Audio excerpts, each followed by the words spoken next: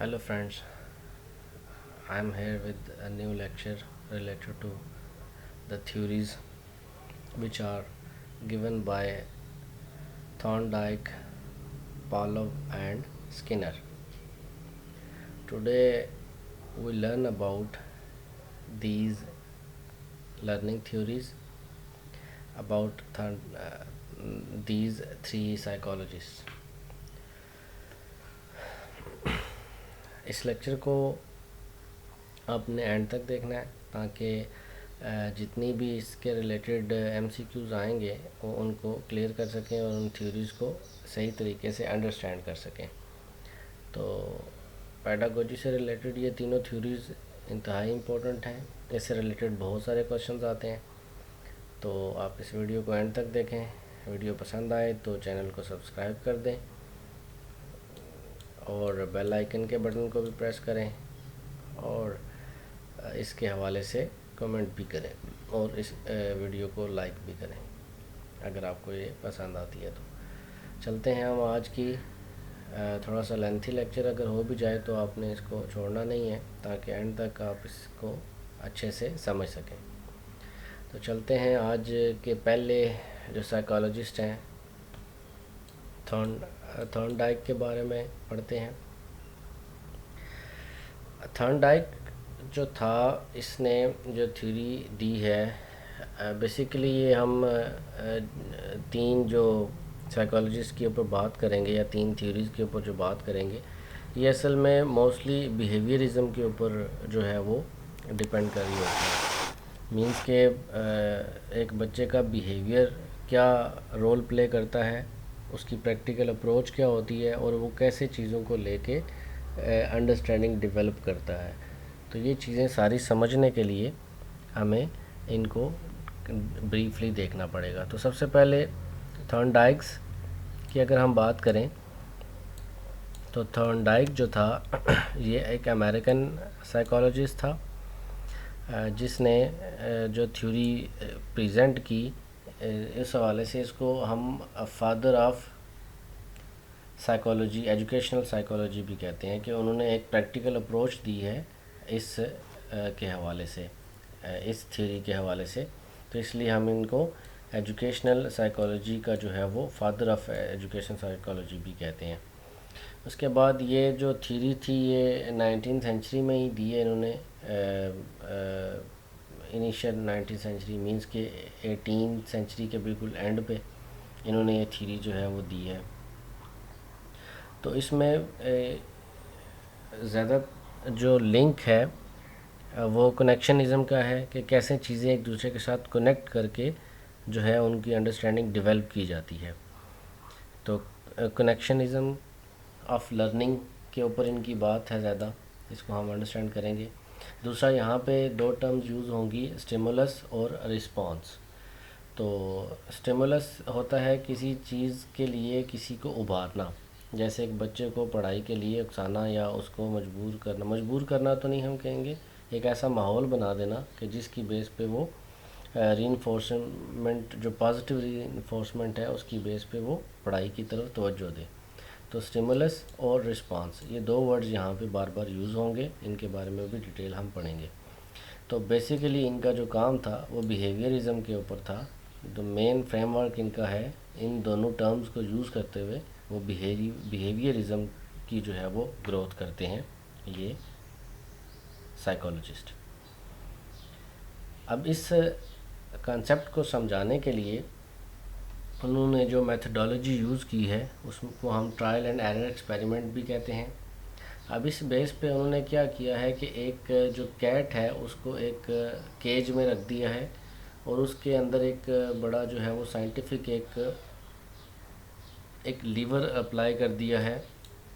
इसके अलावा इसमें एक वायर उसके साथ कनेक्ट कर दी है जिसका कनेक्शन जो है वो इस डोर के साथ है। मीन्स कि अगर ये लीवर इसको प्रेस करेगी कैट तो उसके रिज़ल्ट में ये डोर ओपन हो जाएगा।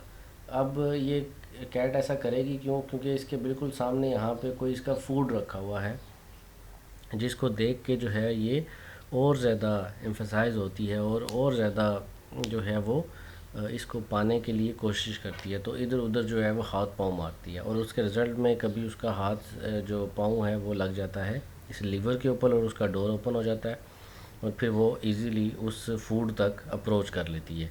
तो ये एक मेथड जो है ये थॉर्नडाइक ने दिया।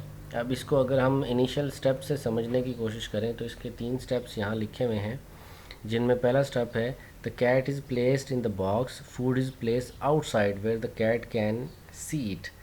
अब ये जो फूड पड़ा हुआ है इसको ये जो कैट है ये देख सकती है, क्योंकि यहाँ पे आप देख सकते हैं कि ये फेंस लगा हुआ है, बाकी सारा बॉक्स है।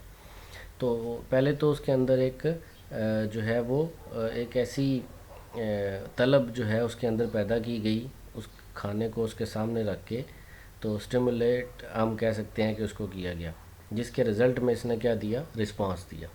तो यहाँ पे स्टिमुलेशन पहले है और उसके बाद इसका रिस्पॉन्ड है। अगर हम दूसरी पॉइंट की बात करें तो after several attempts to get out the cat accidentally presses the lever, the door opens and the cat eats। तो रिज़ल्ट में क्या हुआ, दूसरे पोर्शन में कैट्स ने इधर उधर जो है वो हाथ पाँव मारे, जैसे बंदा एक कहीं फंस जाता है तो क्या करता है, हाथ पाँव मारता है और उसके रिज़ल्ट में उसके साथ अगर गलती से ही अगर कोई हाथ लग जाता है तो वो उसके लिए एक पॉजिटिव जो है वो अप्रोच है। तो उसके रिज़ल्ट में क्या हुआ, कैट ने उस ट्रैप को ओपन कर लिया। अब उसके रिज़ल्ट में क्या हुआ, the cat is put back in the box, it more quickly presses the lever to get out. अब रिज़ल्ट में क्या हुआ कि दोबारा से इस कैट को इसी ट्रैप के अंदर रखा तो उसने उससे कम समय में जो है वो कम टाइम में जो है वो दोबारा उस लीवर को प्रेस किया और बाहर आ गई। ये प्रोसेस बार बार किया जिसके रिज़ल्ट में उसका टाइम कम होता गया। इसका मतलब है कि एनिमल्स के अंदर जो इसने कैट के ऊपर ये एक तजर्बा किया तो उसके रिज़ल्ट में उसको ये पता चल गया कि यहाँ पे ये पॉसिबिलिटी है कि बच्चों को जो है वो स्टिमुलेट करें, उनको किसी एक काम करने के ऊपर जो है वो उनको एक रियल सिचुएशन बताएं और उसके रिज़ल्ट में उनसे रिस्पांस लें और उसके रिज़ल्ट में जो है वो आउटपुट जो हमें चाहिए वो हम ले सकते हैं। तो ये इन 3 पॉइंट्स के अकॉर्डिंग हम इस एक्सपेरिमेंट को जो है वो समझ सकते हैं। फर्दर इसी के ऊपर बात करते हैं। थॉर्नडाइक ने जो है वो बेसिकली 3 जो है वो प्राइमरी लॉज दिए हैं जिनको याद रखना ज़रूरी है और इन्हीं के रिलेटेड क्वेश्चन भी आते हैं। 3 जो प्राइमरी लॉज हैं, इसके अलावा सेकेंडरी लॉज भी हैं, लेकिन प्राइमरी लॉज को समझना ज़्यादा ज़रूरी है। इसमें सबसे पहला है law of readiness.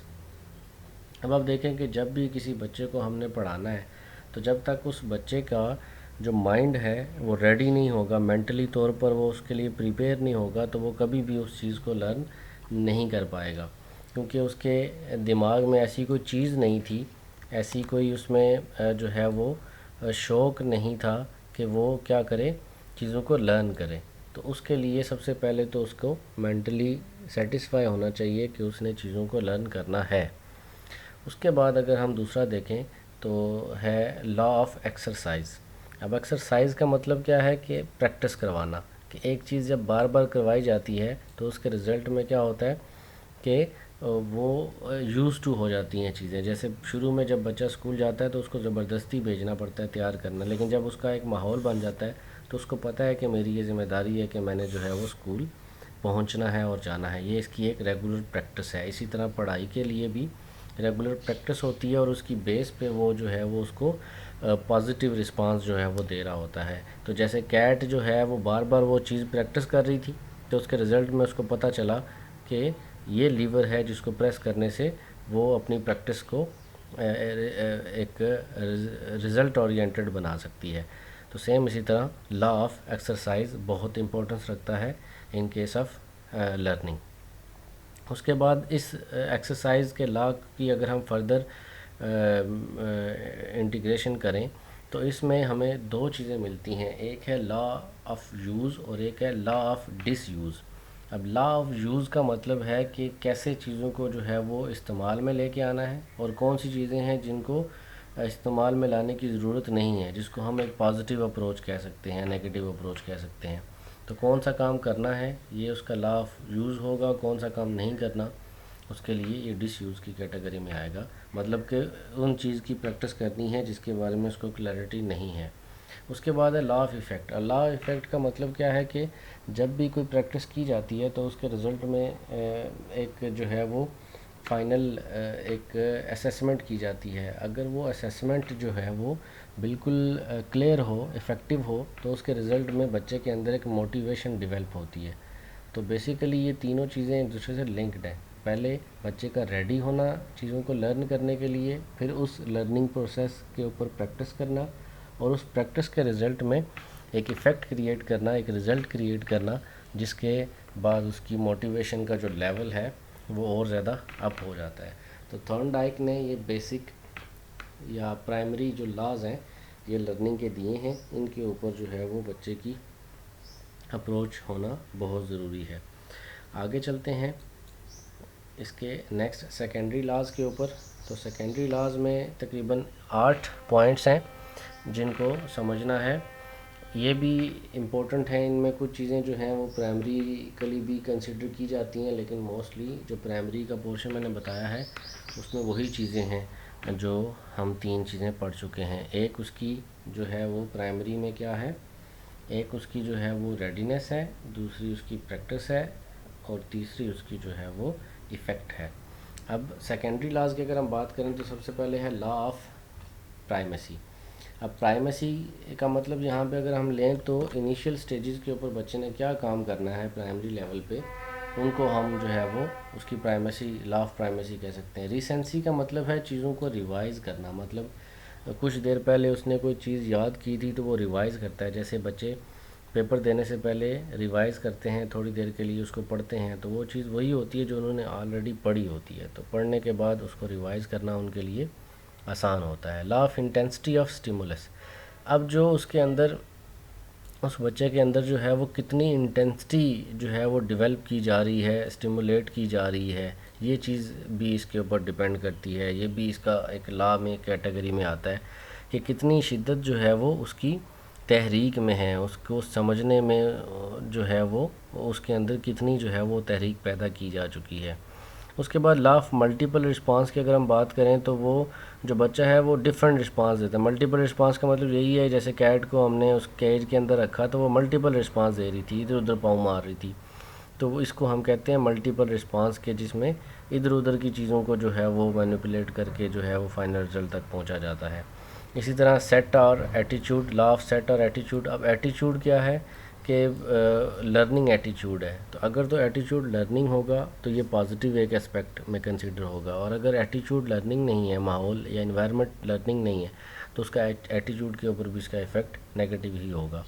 Response by analogy, law of response by analogy मतलब विद किसी सलाहियत के रिज़ल्ट में जो है वो ऐसा रिस्पांस देना जो कि वाकई प्रोडक्टिव हो, तो ये इसके लॉ ऑफ रिस्पांस में आएगा। Law of associate shifting. अब एसोसिएशन का मतलब यही होता है कि एक चीज़ को दूसरी चीज़ से लिंक करना। जैसे उसने क्या किया कि उस कैट ने क्या किया कि खाने के लिए लिंक किसको बनाया बीच में, लीवर को प्रेस किया और केज ओपन हो गया और वो बाहर आ गई। तो यहाँ पे एसोसिएट मतलब किसी चीज़ का दूसरी चीज़ के साथ लिंक बनाना मेन रोल है। जैसे स्टिमुलाई का लिंक रिस्पांस के साथ है, यहाँ पे दोनों वर्ड्स आए हैं। पहले स्टिमुलेट किया, उसकी इंटेंसिटी को बढ़ाया, और रिज़ल्ट में हमने क्या लिया, रिस्पांस लिया। तो सेम इसी तरह ये एसोसिएशन मतलब इन दोनों का आपस में लिंक है। उसके बाद लॉ ऑफ पार्शियल एक्टिविटी है। अब ये एक्टिविटी दो तरह की होती है, जिसको हम कंटिन्यूस एक्टिविटी या पार्शियल एक्टिविटी कहते हैं। कंटिन्यूस मतलब जो रेगुलर बेसिस के ऊपर होती है, जिससे अक्सर क्या होता है बच्चा थोड़ा मतलब बोर हो जाता है, वो चीज़ों को बार बार उसी तरह लेता है, ज़्यादा उसको जो है वो इम्पोर्टेंस नहीं देता। लेकिन अगर पार्शियली एक्टिविटी की जाए तो वो मेरे ख्याल में या थॉर्नडाइक के ख्याल में जो है वो ज़्यादा बेहतर अप्रोच है। तो ये इसके लॉज हैं, मेनली वही 3 लॉज हैं, लेकिन इन लॉज को भी पढ़ना या इनको भी याद रखना ज़रूरी है। आगे चलते हैं। अब इसमें टीचर का रोल क्या होना चाहिए। थॉर्नडाइक क्या कहते हैं कि टीचर की रिस्पॉन्सिबिलिटी क्या है, टीचर की जो करैक्टर है वो कैसा होना चाहिए। तो उसमें सबसे पहले तो reward good behaviour and efforts. अब टीचर क्या करेगा, रिवार्ड देगा। अब किसको रिवार्ड देगा, उन बच्चों को जिनका बिहेवियर अच्छा है और जिनकी एफ़र्ट्स जो हैं वो प्रोडक्टिव हैं। कि वो चीज़ों को बहुत बेहतर तरीके से समझ रहे हैं और उनके अंदर सीखने की जो क़ुव्वत है वो ज़्यादा है और वो चीज़ों को एक इंटेंसिटी के साथ, शिद्दत के साथ जो है वो समझने की कोशिश कर रहे हैं। तो टीचर का काम बनता है उनको इनकरेज करना, उनको रिवार्ड देना। तो दूसरा पॉइंट यही कर रहा है, encourage student to not give up. अब क्या होता है कि कुछ बच्चे उस काम को उस वक्त के अंदर नहीं कर पाते, तो उनको उसमें टाइम ज़्यादा लग जाता है। तो इस टाइम मैनेजमेंट को बेहतर बनाने के लिए टीचर उसको इनकरेज करता है, क्योंकि टीचर बेसिकली एक फैसिलिटेटर है।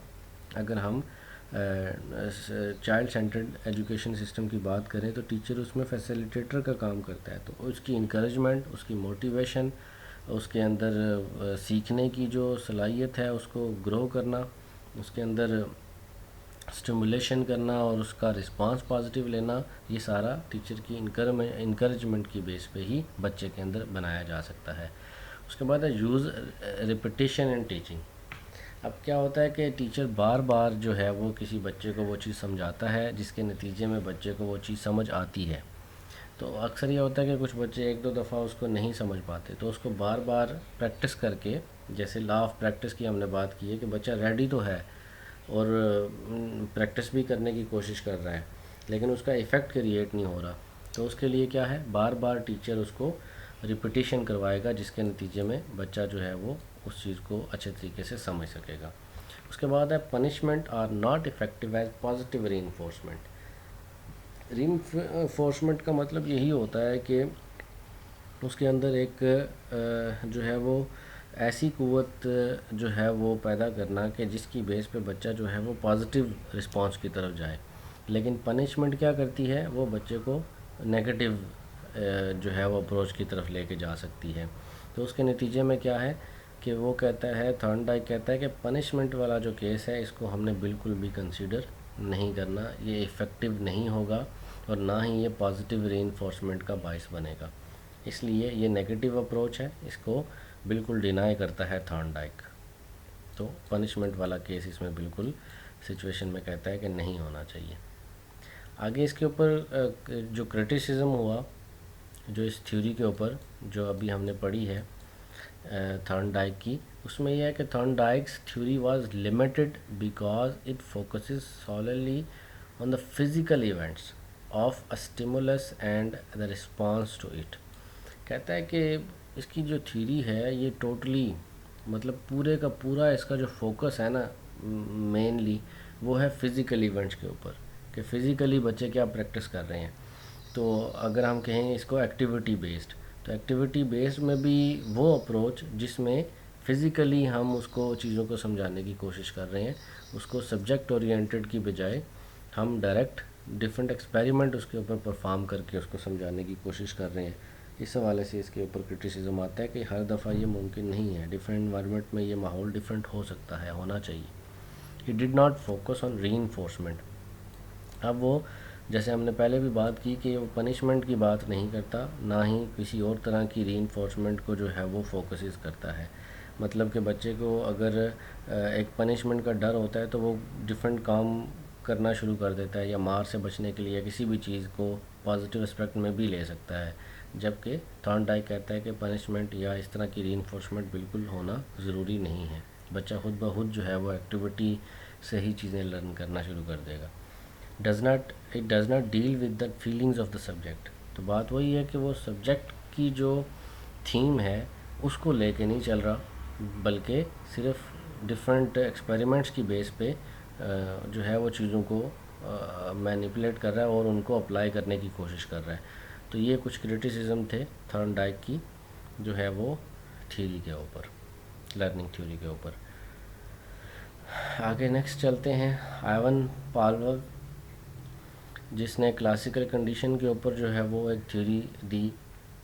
क्लासिकल कंडीशनिंग जो है, क्लासिकल एक नाम से ज़ाहिर है क्लासिकल म्यूज़िक जैसे होता है माइंस के, वो चीज़ जो एक रवायती चल के आ रही है उस हवाले से जो कंडीशनिंग की बात है वो इसने की है आइवन पावलोव ने। अब ये पावलोव क्या कह रहा है कि ये रशियन साइकोलॉजिस्ट था।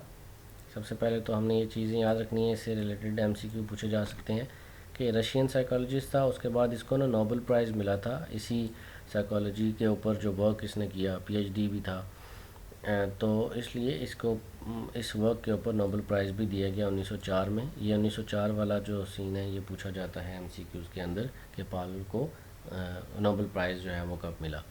उसके बाद रिस्पोंडेंट कंडीशनिंग। अब इसने जो थ्योरी दी है वो टोटली रिस्पोंडेंट कंडीशनिंग के ऊपर बेस कर रही है, इसलिए इस थ्योरी को जो है वो ये नाम भी दिया गया है रिस्पोंडेंट कंडीशनिंग। तो ये पॉइंट भी हमने याद रखना है कि इसको इसका जो दूसरा नाम है अगर वो पूछे तो ये रिस्पोंडेंट कंडीशनिंग भी जो है वो इसी क्लासिकल कंडीशनिंग का ही नाम है।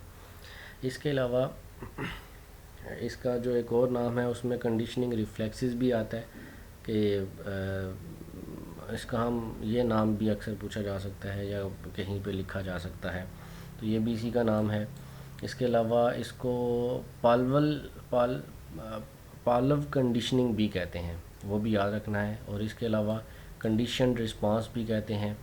अब इसमें मेनली क्या होता है कि बच्चा पहले चीज़ों को स्टिमुलेट करता है और उसके रिज़ल्ट में जो है वो कोई रिस्पांस देता है। तो इसलिए ये जो मैंने लिखा है यहाँ पे, ये जो तीन चीज़ें हैं ये वाली, एक रिस्पोंडेंट कंडीशनिंग, एक कंडीशनिंग रिफ्लेक्स और एक कंडीशनड रिस्पांस, ये तीनों बेसिकली अगर हम इनको मिलाएं तो ये इसी का नाम है जिस थ्योरी के बारे में अभी हम पढ़ने जा रहे हैं। तो क्लासिकल कंडीशनिंग के अलावा इसके तीन नाम और भी हैं, बल्कि चार नाम बन जाते हैं, पावलोव कंडीशनिंग भी इसको कहते हैं। तो इसका जो बेसिक थीम है उसको हम आगे डिटेल से पढ़ेंगे, लेकिन आपने ये चीज़ याद रखनी है कि इसमें जो सिचुएशन है उसमें वो स्टिमुलस टू रिस्पॉन्ड की तरफ जो है वो जा रहा है। अब इसकी एग्जांपल के थ्रू हम समझेंगे। अब इसमें देखें कि जो सारी सिचुएशन आपको नज़र आ रही है, एक डॉग के ऊपर इन्होंने, कुत्ते के ऊपर जो है वो एक एक्सपेरिमेंट परफॉर्म किया है। अब इसकी अगर सारी डायग्राम को समझे कि कुत्ते को इस तरह रस्सियों के साथ बांधा हुआ है, इसका एक जो पोर्शन है यहाँ पे कुछ पाइपलाइन लगा के या कोई इस तरह का पाइप प्लेस करके ना, यहाँ पे एक बॉक्स रखा गया है जिसके अंदर जो है वो इसकी जो है वो जो राल टपक रही है ना, जैसे कुत्ते जब कोई खाना देखते हैं तो उनकी राल टपकती है, तो वो इसके अंदर जो है वो गट्ठी हो रही है। तो कप ऑफ मईरिंग सलीविया मीन्स के वो राल जो इसके मुंह से टपक रही है, ये उसके ऊपर बात हो रही है कि ये वो बर्तन इन्होंने रखा हुआ है। अब क्या है, और अगर सारी सिचुएशन अगर इसकी देखें तो इसमें यहाँ पे एक वन वे ग्लास वॉल है जिसमें आर पार नहीं देखा जा सकता, यहाँ पे खाना रखा हुआ है। इसके अलावा यहाँ पे रिकॉर्डिंग डिवाइस है जो इस चीज़ सारे प्रोसेस को रिकॉर्ड कर रही है। इसमें ट्यूब फॉर्म सैलिवरी ग्लैंड्स, अब ये सारी वही है पाइपलाइन जिसमें से ये जो राल इसकी टपक रही है वो जहाँ तक जा रही है। अब इसमें सिचुएशन क्या है, सिचुएशन ये है कि एक कुत्ता है तो उसको ना जब वो खाना देते हैं तो साथ ही बेल बजा देते हैं, मतलब बेल बजाते हैं, साथ ही कुत्ते को खाना मिल जाता है। तो ये एक ऐसी एक्टिविटी है जिसकी बेस पे कुत्ता ये समझता है कि बेल बजने की वजह से ही मुझे खाना मिलता है।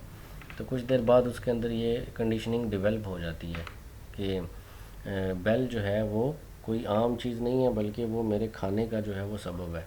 तो इस तरह उसके अंदर ये एक चीज़ डेवलप हो जाती है जिसकी बात कर रहा है। तो अगर हम बेल बजा के उसको खाना देना शुरू कर दें तो कुत्ते के दिमाग के अंदर जो है वो ये चीज़ बैठ जाएगी और वो राल टपकना उसकी शुरू हो जाएगी। लेकिन अगर हम बेल बजाएं और इसको खाना ना दें तो हो सकता है कि फिर भी राल टपके, क्योंकि अब बेल का कनेक्शन इसके खाने के साथ था, इसलिए इसकी राल टपकना शुरू हो गई।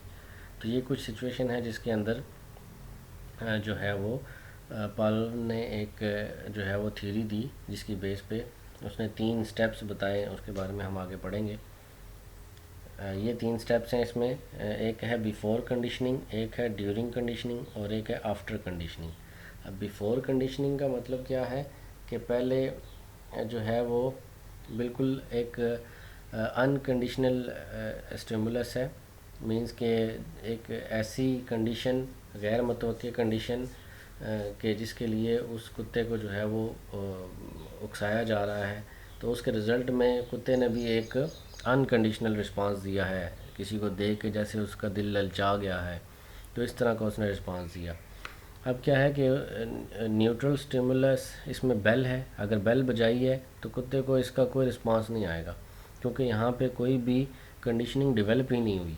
मतलब कुत्ते को खाना मिल रहा है तो उसमें बेल नहीं बजाई जा रही, लेकिन पहले 2-3 दफ़ा बेल बजा के कुत्ते को खाना दिया गया तो उसके अंदर एक कंडीशनिंग डेवलप होना शुरू हो जाएगी, उसको हम कहेंगे ड्यूरिंग कंडीशनिंग। अब ड्यूरिंग कंडीशनिंग के केस में जो है वो जैसे ही बेल बजाई जाती है साथ ही उसको जो है वो खाना दे दिया जाता है, तो यहाँ पे अनकंडीशनल रिस्पांस आता है कुत्ते की तरफ से कि उसकी राल टपकना शुरू हो जाती है। अब क्या हुआ कि जब कंडीशनिंग डेवलप होगी तो सिर्फ जो है वो बेल को बजाया गया। अब सिर्फ बेल को बजाया गया तो कुत्ता ये समझा कि अब खाना आ रहा है, तो फिर भी उसकी राल टपकना शुरू होगी। तो ये इसका कंडीशनल जो है वो रिस्पांस था। तो यहाँ पे कुछ टर्म्स बार बार यूज़ हुई हैं, उनके बारे में हम आगे देखेंगे। एक है बिफोर कंडीशनिंग कि जिसमें कुत्ते को अभी जो है वो खाना नहीं मिला, तो उस केस में उसका रिस्पांस भी अनकंडीशनल है। लेकिन अगर उसको बेल के साथ खाना मिल गया, मतलब उसकी रूटीन बना दी गई, तो उसके रिज़ल्ट में जो रिस्पांस है वो कंडीशनिंग जो है वो रिस्पांस होना शुरू हो गया। और फिर हमने खाना नहीं दिया लेकिन सिर्फ बेल बजाई, तो उसके रिज़ल्ट में भी कुत्ते को यही लगा कि खाना आ रहा है, तो उसके राल टपकना शुरू हो गई। तो इसमें एक टर्म जिसको हमने समझना है वो है कि जो बेल का काम है, बेल बेसिकली यहाँ पे कोई एक्टिविटी परफॉर्म नहीं कर रही। बेल को अगर हम समझें तो बेल तो खाना नहीं है, ना ही बेल को उसने खाना है, ना ही बेल जो है वो उसके खाने की कोई सिचुएशन है। ये तो जस्ट एक न्यूट्रल स्टिमुलस था। लेकिन हुआ क्या, जब इसके साथ हमने खाने को लिंक कर दिया, एक नेचुरल रिस्पांस को एक न्यूट्रल स्टिमुलस के साथ जब लिंक किया, तो ये एक क्लासिकल कंडीशनिंग बन गई, जिसकी बेस पे कुत्ते ने ये समझा कि मुझे तभी खाना मिलता है जब बेल बजाई जाती है। तो यहाँ पे एक आर्टिफिशियल चीज़ को एक नेचुरल जो है वो सिचुएशन के अंदर डाल दिया गया है, कन्वर्ट कर दिया गया है, उसके अंदर उसको जो है वो बना दिया गया है कि यहाँ पे जब तक बेल नहीं बजेगी खाना नहीं मिलेगा। तो ये चीज़ ऐड हो गई है और इसके रिज़ल्ट में अब ये कंडीशनिंग आपने फिर दोबारा से समझनी है कि बिफ़ोर कंडीशनिंग में यहाँ पे खाना दिया गया, बेल बजाई गई, कुत्ते को ने इसका कोई रिस्पांस नहीं दिया, जबकि उसके अंदर एक अनकंडीशनल रिस्पांस था, किसको देख के, खाने को देख के, ना कि बेल को देख के। अब उसके बाद क्या हुआ, हमने एक सिचुएशन क्रिएट कर दी कि जिसमें बेल बजा के उसको खाना दिया जाने लगा। तो यहाँ पे ना एक कंडीशनिंग डेवलप हो गई। जब कंडीशनिंग डेवलप हो गई तो अब हमने खाने को हटा दिया, सिर्फ बेल बजा दी, लेकिन इसके रिज़ल्ट में भी क्या हुआ, कुत्ते ने रिस्पांस दिया, मतलब उसकी राल टपकना शुरू हो गई। तो ये 3 लेवल्स जो हैं इसके बारे में पाल बात करता है, जो कि इसकी थ्योरी का मेन पार्ट है क्लासिकल कंडीशनिंग का।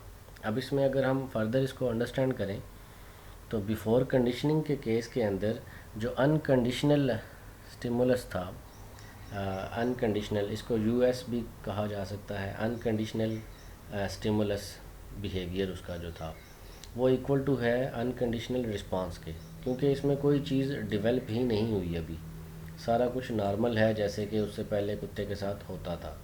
तो natural neutral stimulus does not equals to UCS. UCS means unconditional stimulus. अब इसमें जो न्यूट्रल स्टिमुलस था वो क्या था, बेल बजाना।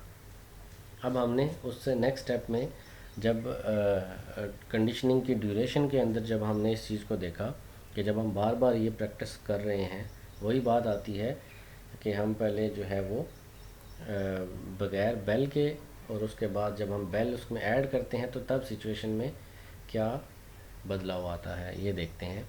अब उसमें क्या है, एक न्यूट्रल स्टिमुलस ऐड कर दिया गया, बेल, ठीक है, ये बेल जो है वो बजाई गई, जिसको न्यूट्रल जो है वो स्टिमुलस का नाम दिया गया।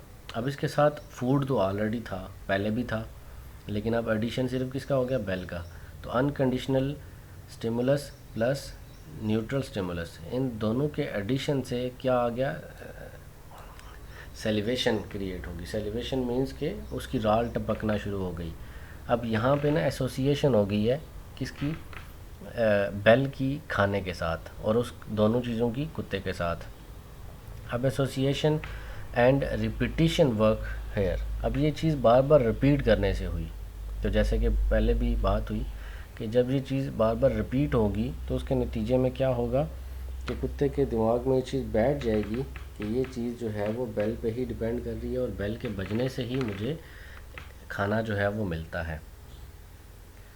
आफ्टर कंडीशनिंग में क्या हुआ कि अब कंडीशन डेवलप हो गई है। अब उस कुत्ते को ऑलरेडी इस चीज़ का पता चल चुका है कि मुझे जो खाना है वो सारा बेल की वजह से ही मिलता है। तो जैसे ही बेल बजाई गई तो वो उसने फ़ौरन कंडीशन रिस्पांस दिया, मतलब कि उसकी राल टपकना शुरू हो गई। तो ये सारा ऑब्जर्वेशन जो है वो कुत्ते के ऊपर जो पाल ने किया उसकी बेस पे उसने 3 लेवल्स जो है वो डिस्क्राइब किए, जिसको यहाँ पे समझना ज़रूरी है।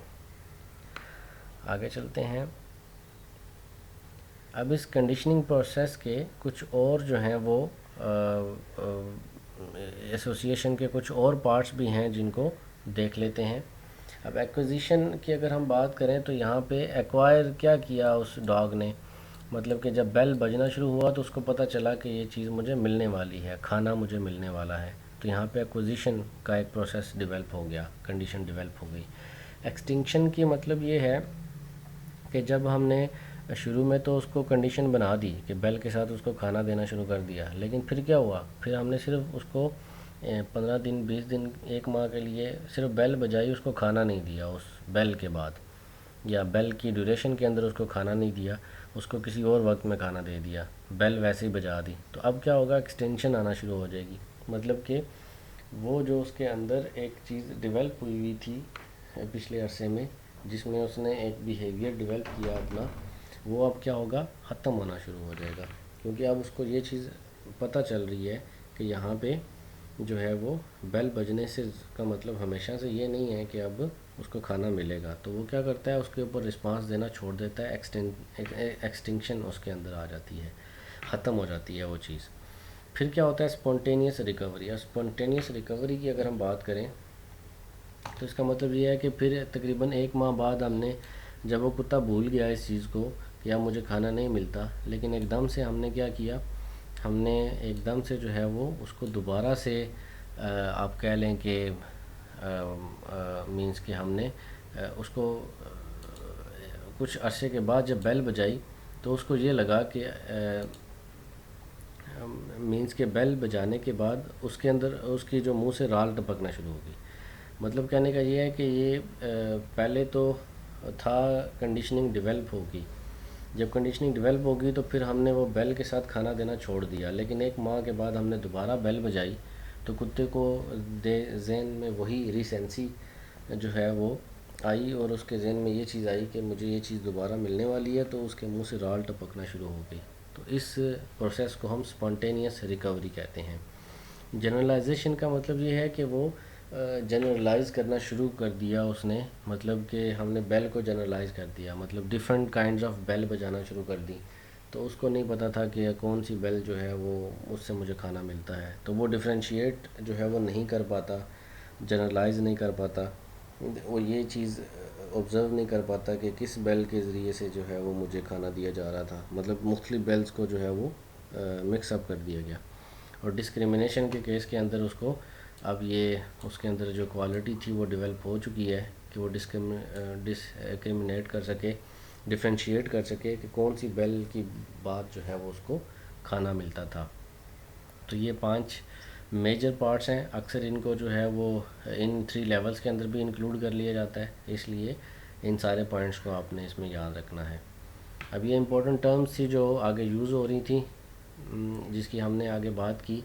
ऊपर पिक्चर में उसके UCR लिखा हुआ था, UCS लिखा हुआ था, तो उसका मतलब वही है, अनकंडीशनल अनकंडीशन जो है वो स्टिमुलस। तो यहाँ पे ये चीज़ें समझना, इस पाल की थ्योरी में ये चीज़ें, इनकी टर्म्स को समझना ज़रूरी है। अब अनकंडीशन स्टिमुलस की हम बात करें तो इसमें वो सिचुएशन थी कि जब उसके सामने खाना लाया गया तो ये एक अनकंडीशनल स्टिमुलस थी जिसके बारे में अभी जो है वो कोई आइडिया नहीं था, लेकिन उसके रिज़ल्ट में क्या हुआ कि अनकंडीशनल रिस्पांस आ गया। जैसे किसी ह्यूमंस की अगर हम बात करें तो वो किसी ऐसे पर्सन को देख के उसके अंदर एक अनकंडीशनल जो है वो रिस्पांस आ जाता है, उसकी अट्रैक्शन बढ़ जाती है उसकी तरफ। अगर वो अपोजिट सेक्स को देख रहा है, तो उसके रिज़ल्ट में उसके अंदर जो है वो अनकंडीशनल एक रिस्पांस बिल्ट हो सकता है। न्यूट्रल स्टिमुलस NS ये है कि जिसका कोई भी तल्लक नहीं है, मतलब वो बिल्कुल एक आर्टिफिशियल चीज़ है जिसका बिफ़ोर कंडीशनिंग कोई भी तल्लक उस पोर्शन के साथ या उस स्टोरी के साथ नहीं था। तो आपने स्टोरी के थ्रू ही इसको समझना है। तो कंडीशनल स्टिमुलस तब क्रिएट होता है जब ऑलरेडी जो है वो बार बार चीज़ों को प्रैक्टिस की बेस पे उसके साथ इंटरलिंक्ड कर दिया जाए, तो तब वो जो न्यूट्रल स्टिमुलस है वो भी क्या बन जाता है, एक नेचुरल रिस्पांस की शक्ल में आ जाता है। तो कंडीशनल रिस्पांस एंड पे CR ये भी मतलब यही है कि उसके अंदर एक ऐसा रिस्पांस क्रिएट हो जाता है जो कि कंटिन्यूस प्रैक्टिस की वजह से जो है वो डेवलप होता है। तो ये इसकी थ्योरी के, पाल की थ्योरी के मेन पॉइंट्स हैं। इसमें 3 लेवल थे और उसके बाद इसकी 5 ये जो फर्दर जो है वो हेडिंग्स थी, और उसके बाद इनके कुछ ये इम्पोर्टेंट टर्म्स थी, इनको समझ के हम इस पूरी थ्योरी को अंडरस्टैंड कर सकते हैं।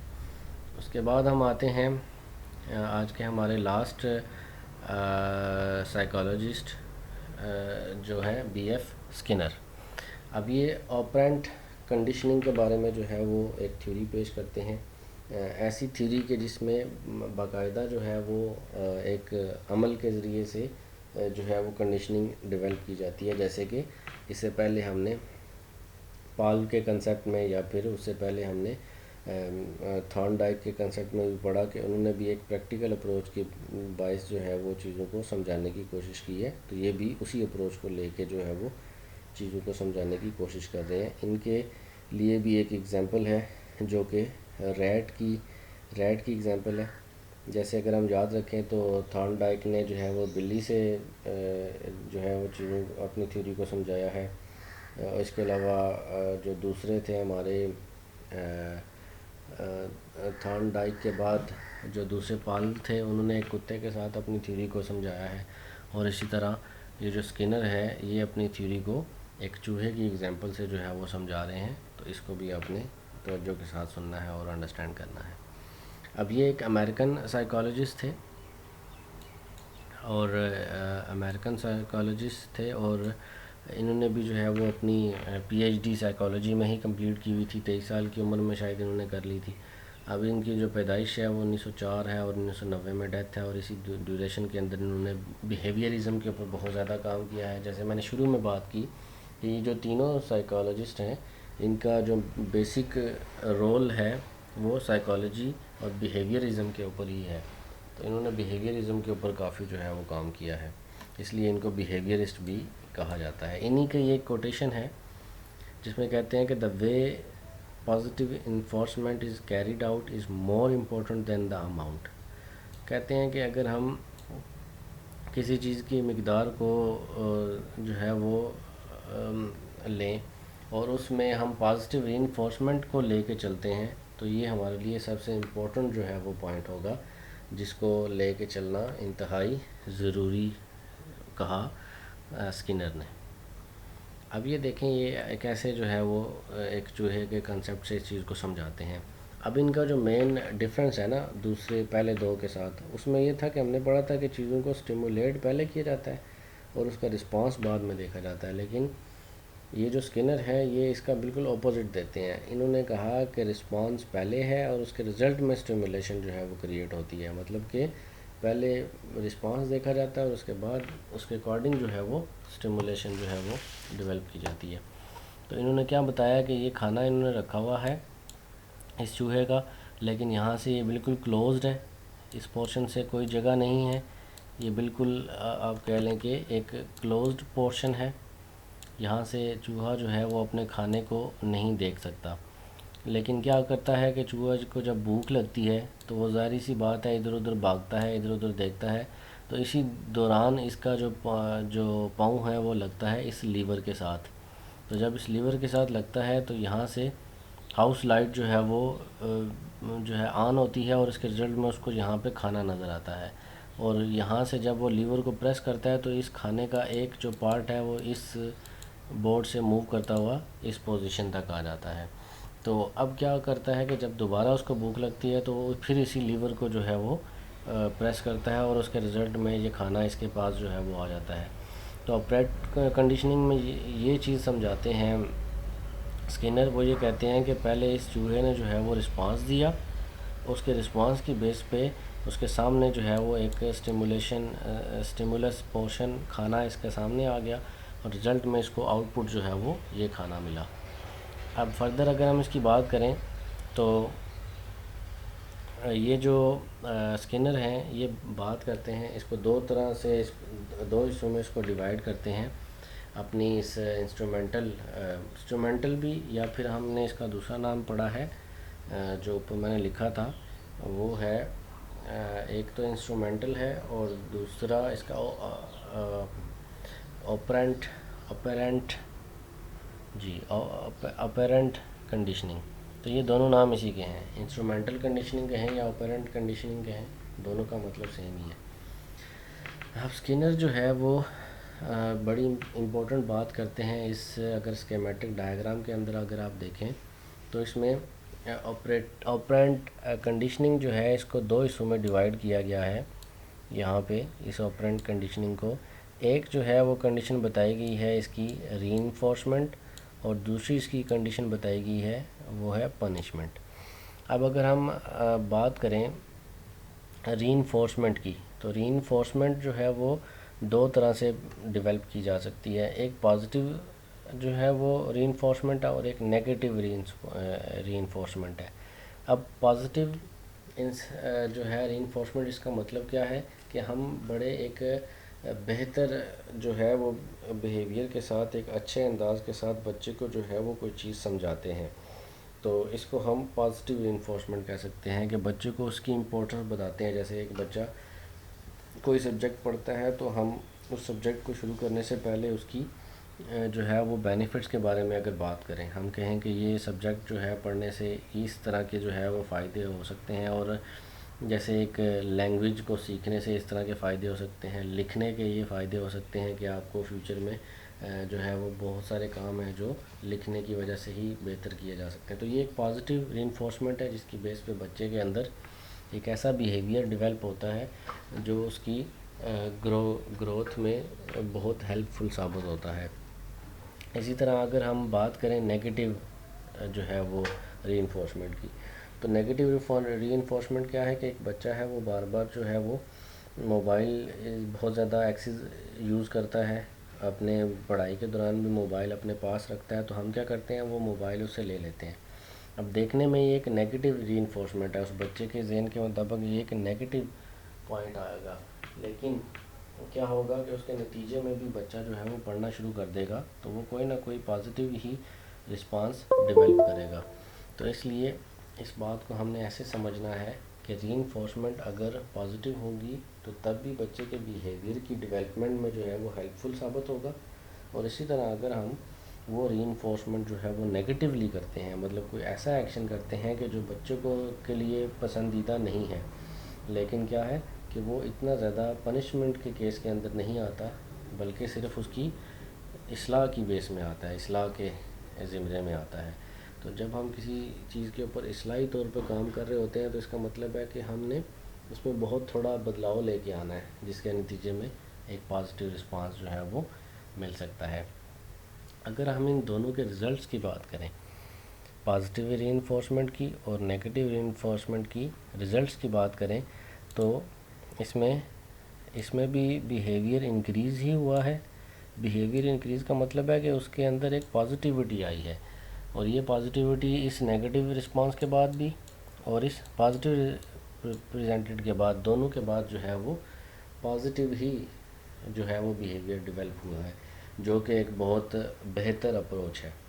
तो हम कह सकते हैं कि जो इंस्ट्रूमेंटल कंडीशनिंग है पार्लर की, स्किनर की, ये टोटली बेस कर रही है रीइंफोर्समेंट के ऊपर, और रीइंफोर्समेंट की भी वो कैटेगरी जिसमें जो है वो पनिशमेंट की इन्वॉल्वमेंट नहीं। अब पनिशमेंट के केस में क्या होता है, जब हम किसी बच्चे को पनिश करते हैं, मतलब एक बच्चा काम नहीं कर रहा तो हम उसके लिए उसको मारते हैं पूरी क्लास के सामने, या जैसे भी उसको हम कोई स्नब करते हैं, सज़ा देते हैं, क्लास से बाहर निकालते हैं या जो भी, तो उसके नतीजे में क्या होता है कि बच्चे के अंदर एक ऐसी जो है वो ज़िद जो है वो बन सकती है कि जिसकी वजह से वो फिर भी अगेन जो है वो काम करना छोड़ दे। वो दोबारा से कहे कि मुझे तो बस ठीक है, थोड़ी सी मार पड़ जाएगी तो उसके नतीजे में पढ़ने की ज़रूरत क्या है, मुझे ज़रूरत नहीं है। तो ये अगर हम देखें तो हमने एक तरफ से पॉजिटिव काम किया अपनी तरफ से, लेकिन उसकी वजह से जो उसका बिहेवियर है उसके अंदर एक नेगेटिविटी जो है वो डेवलप हो गई।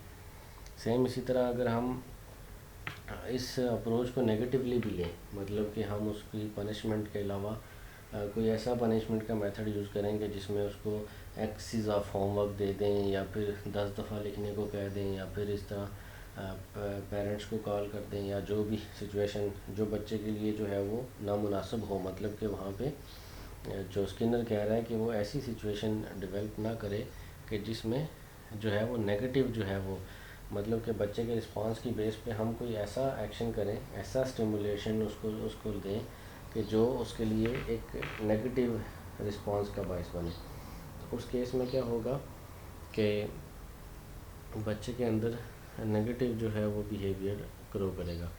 तो इस पूरी सिचुएशन के अंदर हम पनिशमेंट वाले केस को बिल्कुल कंसिडर नहीं करते, चाहे वो पॉजिटिव अप्रोच हो या नेगेटिव अप्रोच हो। तो इस अप्रोच को हम बिल्कुल कंसिडर नहीं करते, जबकि रीइंफोर्समेंट के केस को हम मोर प्रेफरेबल समझते हैं, मोर अप्रोप्रिएट समझते हैं in case of Skinner's conditioning या इंस्ट्रूमेंटल डेवलपमेंट। अब अगर हम इसकी स्केजुलिंग की बात करें रीइंफोर्समेंट की, तो इसका मतलब क्या है। अब इसमें देखें कि एक होती है कंटिन्यूस रीइंफोर्समेंट और एक होती है पार्शियल रीइंफोर्समेंट। कंटिन्यूस इन्फोर्समेंट का मतलब ये है कि एक बच्चा अच्छे नंबर ले रहा है तो हम हर दफ़ा उसको गुड गुड कर देते हैं, तो उसके रिज़ल्ट में क्या होता है कि बच्चे को ये लगता है कि मैं इतना जितना काम कर रहा हूँ ये सिर्फ एक गुड लेने के लिए या स्टार लेने के लिए कर रहा हूँ। वो उसकी जो अप्रोच है वो लिमिटेड हो जाती है। तो उस अप्रोच को बेहतर बनाने के लिए वहाँ पे पार्शियल जो है वो आनी चाहिए, मतलब कि उसमें हर दफ़ा बच्चे को अगर ऐसे करेंगे तो एक दफ़ा उस सिचुएशन को चेंज किया जा सकता है, उसको चॉकलेट दी जा सकती है या कोई इस तरह का भी और काम किया जा सकता है। तो यहाँ पे पार्शियल इन्फोर्समेंट को ज़्यादा जो है वो वैल्यू देते हैं Skinner as compare to continuous reinforcement. अब इसकी अगर हम ग्राफ की बात करें तो यहाँ पे रिस्पांस और टाइम के दरमियान में ना ये ग्राफ प्लॉट किया गया। अगर आप इसकी एक्स एक्सिस देखें तो यहाँ पे टाइम है, और अगर वाई एक्सिस देखें तो इसके ऊपर रिस्पांस के ऊपर बात हुई है। तो यहाँ पे दो चीज़ों के बारे में डिस्कशन हुई है, एक रेशो और एक इंटरवल। ये टाइम इंटरवल है कि हम एक फ़िक्स इंटरवल ऑफ टाइम के अंदर उसकी रीइंफोर्समेंट कर रहे हैं, और एक है वेरिएबल इंटरवल ऑफ टाइम में। वेरिएबल का मतलब है जो एक जैसा नहीं है, जो जिसके अंदर बदलाव मौजूद है। अब इन दोनों की अगर आप ग्राफिकल रिप्रेजेंटेशन देखें तो यहाँ से आपने इस चीज़ को समझना है कि देखें कि ये जो पहला ये वाला पोर्शन है इसमें फ़िक्स रेशो का उसने कहा है, जिसमें इंटरवल फ़िक्स है। तो कोई डाउट नहीं कि एक बच्चा बहुत अच्छा है, कैलिपर वाला है, हम उसको जो है वो रीइंफोर्स कर रहे हैं, उसके रिज़ल्ट में एक फ़िक्स इंटरवल ऑफ टाइम के बाद बच्चे के अंदर क्या, फॉर एग्जांपल वीकली टेस्ट ले रहे हैं तो हर वीक के बाद हम उसको वेरी गुड दे रहे हैं, यहाँ पे भी, यहाँ पे भी, यहाँ पे भी और यहाँ पे भी, और इसकी रेशो बढ़ती जा रही है। लेकिन बीच में थोड़ा सा गैप भी आ जाता है, यहाँ पे थोड़ा सा झुकाव भी आ रहा है, थोड़ा सा बेंड भी हो रहा है। इसी तरह ये फ़िक्स इंटरवल की अगर हम बात करें तो हम उसको जनवरी में दे रहे हैं, फरवरी में दे रहे हैं, मार्च में, अप्रैल में ये उसको रिजल्ट्स बना रहे हैं। तो ये एक फ़िक्स इंटरवल की बात है अगर हम इसके इस सेकंड वाले पोर्शन में बात करें। अब अगर हम वेरिएबल के केस के अंदर आएँ तो उसमें क्या है कि बच्चे को पहले हमने गुड दिया, फिर उसने अच्छा काम किया, हमने थोड़ा गैप दे दिया, बच्चे ने और ज़्यादा मेहनत की, तो उसके रिज़ल्ट में फिर उसने जो है वो गुड लिया, फिर हमने कंटिन्यूसली उसको 3 गुड एक साथ ही दे दिए, तो ये रेशो ऐसे हुई। फिर हमने उसमें गैप दिया। अब बच्चे को जहन में फिर ये चीज़ पैदा होगी कि ऐसी कौन सी चीज़ है जिसकी वजह से अब मुझे जो है वो गुड ग्रेड नहीं मिल रहे, तो वो और ज़्यादा एफ़र्ट करेगा। तो उस एफ़र्ट के रिज़ल्ट में जब उसको अगेन हम गुड देंगे तो यहाँ पे एक पार्शियल जो है आप कह सकते हैं कि रीइंफोर्समेंट की बात हो रही है, पार्शियल रीइंफोर्समेंट की। तो ये एक सिचुएशन ऐसी है कि जिसमें बच्चा बेहतर तरीके से ग्रो कर रहा है। इन दोनों ग्राफ का कंपैरिजन करें तो इसमें बेंडिंग नहीं है, इसमें बिल्कुल स्ट्रेट लाइन बताए गए हैं। एक इंक्लाइंड स्ट्रेट लाइन जो है वो नज़र आ रही है, जो कंटिन्यूसली अपवर्ड डायरेक्शन में जा रही है। यहाँ पे थोड़ी सी बेंड हो गई है।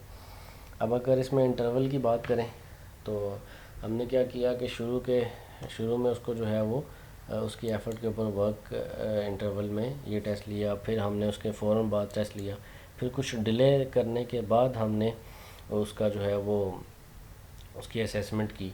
तो उस असेसमेंट के नतीजे में हमें फिर उसका कोई रिज़ल्ट बेहतर मिला। तो यहाँ पे एक स्मूथ, आप कह सकते हैं कि एक स्मूथ लाइन आपको मिल रही है कि जिसमें अप्स एंड डाउन बहुत कम है। तो ये पॉसिबिलिटी कब बनी, जब हमने उसको एक कंटिन्यूस रीइंफोर्समेंट से निकाल के एक पार्शियल रीइंफोर्समेंट की तरफ ले गए हैं, ताकि बच्चा जो है वो बेहतर तरीके से ग्रो कर सके, बेहतर तरीके से इस चीज़ को समझ सके। तो यहाँ पे हम इस लेक्चर को जो है वो एंड करते हैं। और इसमें एक और पॉइंट जो है, जो हमने शुरू में पढ़ा था इस डॉग के वाले से, ये चीज़ आपने याद रखनी है कि जो था सबसे पहले जो था थॉर्नडाइक, इसने जो बिल्ली के ऊपर एक्सपेरिमेंट किया। इसी तरह जो दूसरा था, यहाँ पे 3 की बात हो रही है ना। थॉर्नडाइक जो है वो उसने बात की बिल्ली के ऊपर, इसने कुत्ते के ऊपर और इसने चूहे के ऊपर एक एक्सपेरिमेंट परफॉर्म करके ये डिफरेंट थ्योरीज जो हैं वो दी हैं, और उसके बाद फिर इसको स्टूडेंट्स के ऊपर इम्प्लीमेंट करने की जो है वो कोशिश की है। इसके अलावा डिफरेंट जो है इस हवाले से एनिमेशंस भी हैं जो मिल सकती हैं।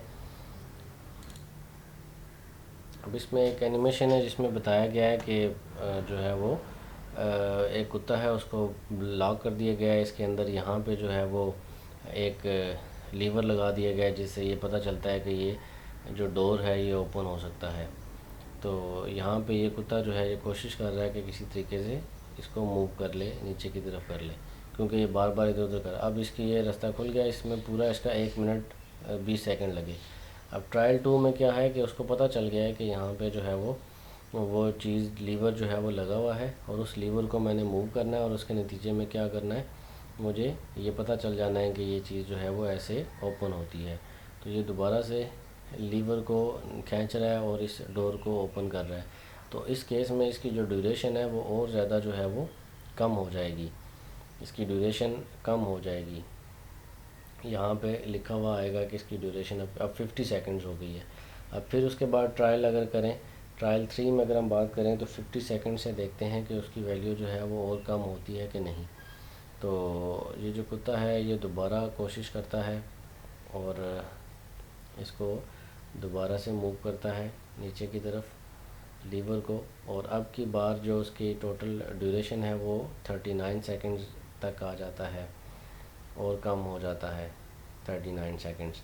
अब फिर इसको ट्रायल 4 में रखा जाता है, तो ये और क्विकली इस चीज़ को रिस्पॉन्ड करता है और 20 सेकंड्स के अंदर ही जो है वो लीवर को खींचता है। मतलब एक चीज़ ये है कि बार बार प्रैक्टिस करने से जो कुत्ता अगर सीख सकता है, तो इंसानों के अंदर तो सीखने की क्षमता ज़्यादा होती है, एबिलिटी ज़्यादा होती है।